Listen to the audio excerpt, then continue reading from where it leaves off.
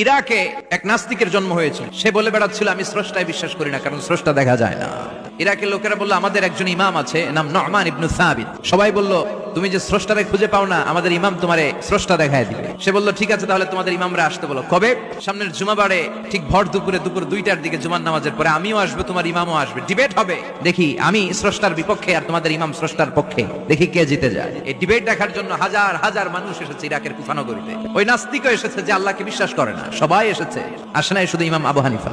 নাস্তিক কয় তগো ইমাম ডরাইছে। উনি এসেছেন 1.5-2 ঘন্টা দেরি করে। 1.5 ঘন্টা দেরি করে যখন উনি আসলেন, নাস্তিক বলে আপনার সাথে কোনো কথা নাই, আপনার তো সময়ের জ্ঞানই নাই, আপনার সাথে কিসের আলাপ? ইমাম আবু হানিফা বললেন আইন দিয়া ওজর, আমার ওজর আছে। কি ওজর? তিনি বললেন আমি যখন ঘর থেকে বেরোই আমার বাড়ির সামনে বিশাল এক নদী পড়ে যায়, আর এই নদী পেরোতে আমার নৌকা ব্যবহার করতে হয়। আজকে এসে দেখি নৌকাও নাই, মাঝিও নাই, কিছু নাই, কিভাবে পার হবো? হঠাৎ দেখলাম নদীর পাশে বিশাল বড় গাছ, গাছটা হঠাৎ এমনি এমনি 2 টুকরা হয়ে গেল। গাছ থেকে বিশাল কাঠের তক্তা বের হয়ে গেল।